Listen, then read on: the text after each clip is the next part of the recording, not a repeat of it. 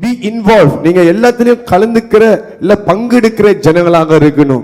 இன்னைக்கு நம்ம தேசம் நம்ம எப்படி வாழ்றோம்னா, என்ன நடந்தாலும் ஓகே செய்தி கூட நம்ம பார்க்க மாட்டோம். கேட்டா வெரி பிஸி பாஸ்டர், எனக்கு நியூஸ் பார்க்கவே டைம் இல்லை. சில பேர் ஏதாவது ஒன்று இப்பெல்லாம் வந்து புலித்தின்ல வந்து ஃபிளையர் மாதிரி போட்டுருவோம், கட்சியான நியூஸ் நம்ம போட என்னன்னு பார்ப்போம், அம்மா வழியா. ஆனால் முன்னெல்லாம் வந்து ஆட்கள் வீட்டில் சரியா 6 மணி ஆகிட்டா எங்கள் அப்பா என்ன பண்ணுவாரு, தமிழ் செய்தி ஓடும். 6 மணிலாம் உட்காந்து சொன்னேன், காத்தெல்லாம் ஆஃப், இப்போ நியூஸ் ஓடும். நியூஸ் பார்க்கறதுலாம் இப்போ வீட்டில் இல்லை தானே, இல்லவே இல்லை. ஏன் தெரியுமா, நம்மளுக்கு அக்கறையே இல்லை. நாட்டில் என்னென்னு தான் நான் தான் சரி. சரி, நம்ம எல்லாத்துலேயும் பங்கெடுக்கணும், பங்களிப்பு விருந்தை கொடுத்தே ஆகணும். That's why we are here. எனக்கு என்னன்னு சொல்லி நம்ம இந்த தேசத்தில் வாழ முடியாது. அதில் ஒன்று நீங்கள் பார்த்தீங்கன்னா, இந்த 2-3 எலெக்ஷனில் தான் நான் நல்லா கவனித்தேன். நம்ம ஜனங்களே நிறைய பேர் ஓட்டு போட போகல. ஏன் அப்படின்னு கேட்டால், பாஸ்டர் ஆண்டு சித்த தான் நடக்கும், நீங்கள் பாருங்களேன்றாங்க. நீ உன் பங்கு செய்தால் கர்த்தர் அவர் பங்கு செய்வார். ஆமாம் இல்லையா? நீ உன் பங்கு செய்யலைன்னா கர்த்தர் பங்கு செய்ய மாட்டார். அதாவது நீங்கள் ஆண்டோட நியமிப்புக்கு விரோதமான ஆளை சூஸ் பண்ணா கூட அதை கர்த்தர் கரெக்டாக மாற்றி அவர் நியமிப்புக்கு கொண்டு வருவார். இப்போ ஓட்டு போடுறது பெரிய விஷயம் இல்லை, போய் போடுறோம் தெரியுமா, அதான் ஆண்டு பார்க்குறாரு. God sees whatever you do. நீங்க என்ன செஞ்சாலும் கர்த்தர் பார்க்கிறார். ஆதாம் கிட்ட வேலையை கொடுக்கிறாரு, மிருகத்தெல்லாம் உருவாக்கி அதுக்கு பேர் நீ தான் வைக்கணும்ட்டு. அவன் பேர் வைக்கும் போது அங்கே வந்து கர்த்தர் அவன் என்ன பேர் வைக்கிறான் என்று பார்த்தாராம். அது ஆண்டரே பேர் வச்சுக்கலாம் தானே, ஆமா இல்லையா? But God wants to be a partner with man. மனுஷனோட இணைந்து காரியங்களை பூமியில செய்யணும். பாருங்க, ஒரு தகப்பனுக்கு என் பிள்ளை எல்லாத்துலயும் சிறந்தவனாக இருக்கணும், எல்லாமே செய்ய தெரியணும், நான் கடைசி வரைக்கும் ஊட்டு விட முடியாது.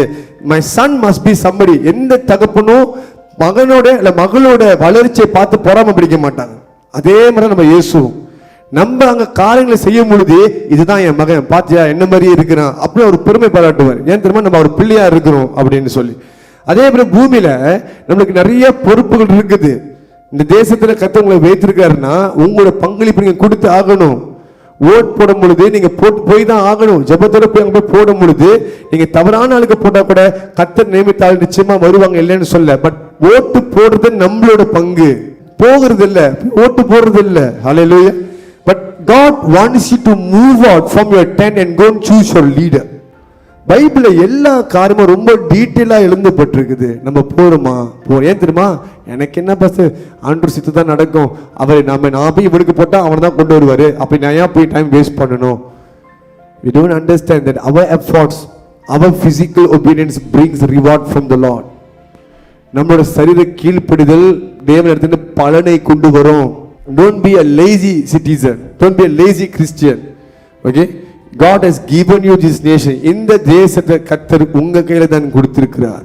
பாருங்க, ரெண்டாவது பாத்தீங்கன்னா, ஓகே, யாருக்காவது ஏதாவது நடக்குதா, ஓகே, நீங்க அதுக்கு சாட்சியா இருக்கிறீங்களா, அதுக்கு நீங்க முன்னுக்கு வந்து சாட்சி கொடுக்கணும். நீங்க ஒரு தப்பான காரியத்தை எல்லாம் காது கொடுத்து கேளுங்க. இது சபையா இருக்கட்டும், இது அரசாங்கமா இருக்கட்டும், ஓகே, நீங்க ஒரு தப்பான காரியத்தை நீங்க பாக்குறீங்க, ஓகே, ஒரு காரியம் நடக்குது, அதுக்கு ஒரு எவிடன்ஸ் தேவை, நீங்க தான் ஐ விட்னஸ். பட் நீங்க என்ன பண்றீங்கன்னா, நான் இதில் கலந்துக்கலப்பா, எனக்கு தேவையில்லாத ஒன்று அப்படின்னு சொல்லி நம்ம ஒதுங்கி போகும் பொழுது இங்கே எழுதப்பட்டிருக்கு, நடந்த அந்த காரியத்தில் உங்களுக்கு பங்கு இருக்குன்னு சொல்லி.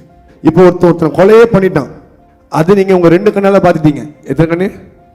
ஒத்த கண்ணில் திரும்ப 2 கண்ணு பார்த்துட்டு, ஐயோ இதெல்லாம் போய் ரிப்போர்ட் பண்ணோமா, சாட்சி கொடுத்தோமா, நம்ம கோர்ட்டு கேஸ் இறங்கிட்டு இருக்கணும், நம்ம ஏன் இதில் கலந்து ஒதுங்கி நீங்கள் போனீங்கன்னா அந்த கொலையில் உங்களுக்கும் பங்கு இருக்குது.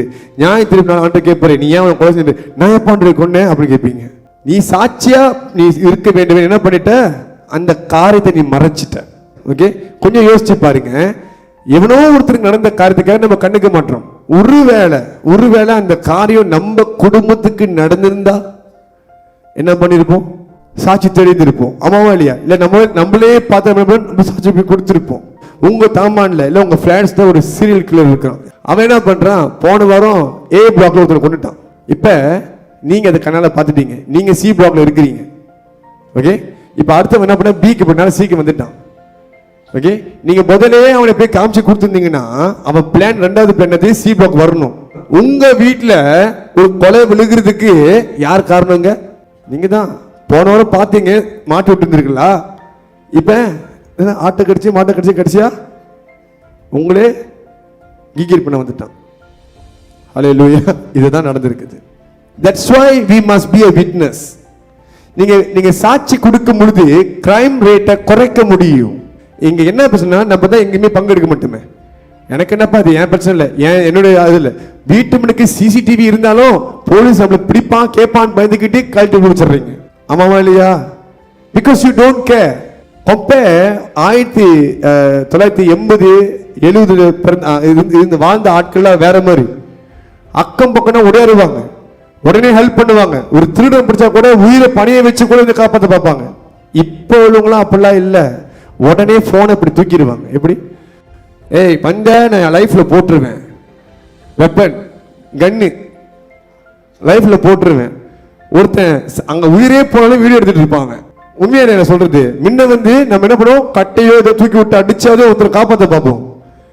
இப்ப எல்லாத்துக்குமே லைக் வேணும், வியூல நிறைய வியூஸ் கிடைக்கணும். அதுக்காக எப்படிதான் அந்த மோமெண்ட்ல அவனுக்கு முதல் போனை யோசிக்கிறான்னு எனக்கு தெரியல. நேரா கை போனு நம்மளே அவசரத்துக்கு கேமரா தேடும் கஷ்டப்பட்டு. ஆமாவா இல்லையா?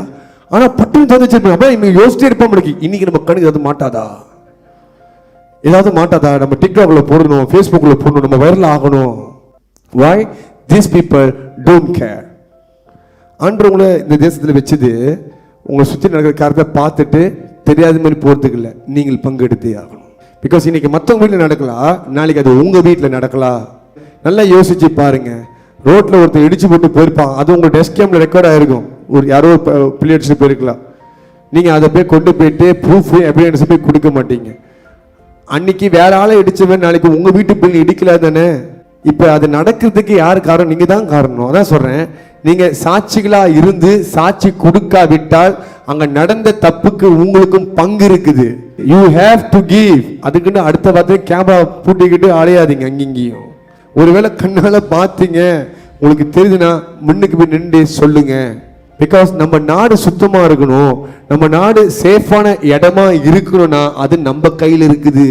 நம்ம பங்கு எடுக்கணும். எனக்கு என்ன, ஒருத்தவங்க அடிப்பட்டு கீழே விழுந்தாலும் எனக்கு என்ன தேவை கொம்பு தூக்கி காடியில போட்டா ரத்தம் காடிலா அப்ப உளுக்கி செத்து போயிட்டா அது ஒரு பிரச்சனை. இப்பெல்லாம் எதுவுமே யோசிக்க கூடாது.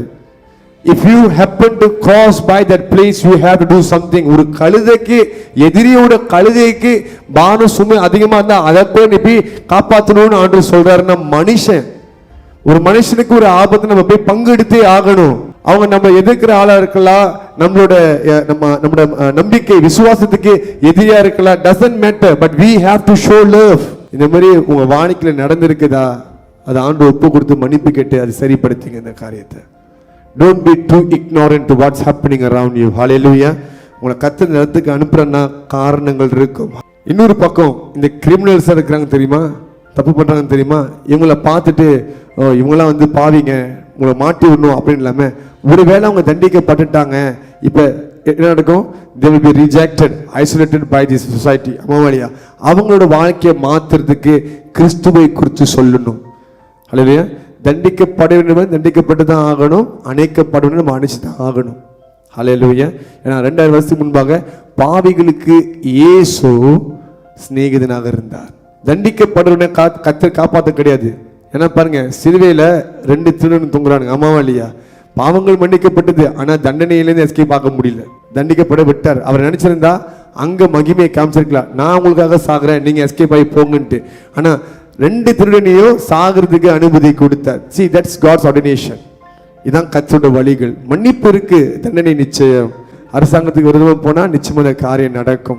பட் நம்ம வாழ்க்கை, நம்ம அவங்கள ஒதுக்கிட கூடாது, அவங்களோட வாழ்க்கை மாறுறது நம்ம முயற்சி எடுக்கணும். இந்த 3வது பாயிண்ட்ல என்ன பண்ணா, எங்கெங்கெல்லாம் ஆட்களுக்கு உதவி தேவைப்படுதோ அவங்களுக்கு நீங்க கை கொடுத்து தான் ஆகணும், உதவி தான் ஆகணும். கஷ்டவங்க இருக்கிறாங்களா, உங்களால செய்ய முடியலையா, அரசாங்கத்தில் போயிட்டு உதவியை வாங்கி அவங்களுக்கு கொடுத்து நீங்க உதவி செய்யலாம். You can do such help for them. Because உங்க பலத்துல செய்ய முடியாது, ஆனா அரசாங்கம் நான் கொடுக்குறேன், ஆனா யாராவது ஒரு ஆள் எனக்கு எங்களுக்காக நின்று செய்வீங்க, நீங்க போயிட்டு ஒன்று நின்று இந்த காரியத்தை நீங்க போய் செய்யலாம். ஓகே, நம்ம இந்த மாதிரி செய்யும் பொழுது I'm telling you one thing, ஆண்டவர் பார்ப்பார், ஆண்டவர் காரியத்தை பார்ப்பார். ஹல்லேலூயா.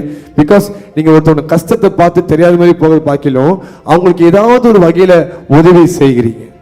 எத்தனையோ வயசான ஆட்களுக்கு இந்த நிறைய இப்ப காசு வாலெட்லாம் வருது இல்லையா, வவுச்சர்லாம் வருது, எடுக்க தெரியல.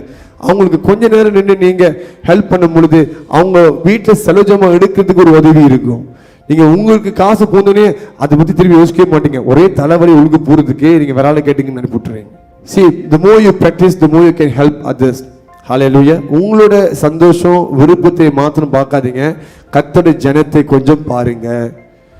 உலகத்தை கொஞ்சம் நீங்க பார்க்கணும், கொஞ்சம் நீங்க உதவி செய்யணும். ஆண்டவர் இதெல்லாம் பார்ப்பாரு. பாருங்க, கொர்நேலியு என்ற ஒரு மனுஷன் அநேகருக்கு என்ன பண்றான், ஏழைங்களுக்கு கொடுத்து உதவுறான், உதவி செய்யறான். அவன் ஒரு இடத்துல வேலை, பிசினஸ்மேன் கிடையாது, வேலை செய்யற மனுஷன் தான். ஆனா ஜனங்களோட கஷ்டத்துல அவன் பரிதாபப்பட்டு பொறுப்படுத்து காரியத்தை செய்கிறான். அதை செய்யும் பொழுது ஆண்டவரே அவனுக்கு தூதனை அனுப்பி நீ பேதுரை கூட்டிட்டு வர சொல்லி அவன் வீட்டில் பேதுரு பேசும்போது ஆவியானவர் அவன் நிமித்தம் குடும்பத்தை தொட்டு நிரப்பினார். ரட்சிப்பு வல்லமையாய் உண்டானது. ஆவிக்குரிய ஈவுகளை பெற்றுக்கொள்ளணும், ஆண்டோட பிளஸ்ஸிங் வேணும்னா முதலாவது பிறருக்கு கொடுத்து உதவுகிற மனசு உங்களுக்கு இருக்கணும். உங்களால முடியலையா, பிரச்சனை இல்லை, அரசாங்கத்திட்ட வாங்கி நீங்க கொடுக்கலாம், நீங்க கொஞ்சம் உதவி செய்யலாம், பங்கு எடுக்கலாம். Hallelujah. This shows how godly you are. God wants you to be a godly citizen. எனக்கு என்னன்னு சொல்லி வாழாதீங்க. நம்மள கர்த்தர் இங்க வைத்திருக்காருன்னா நம்ம மூலமா பலர் ஆசீர்வதிக்கப்படணும். Hallelujah.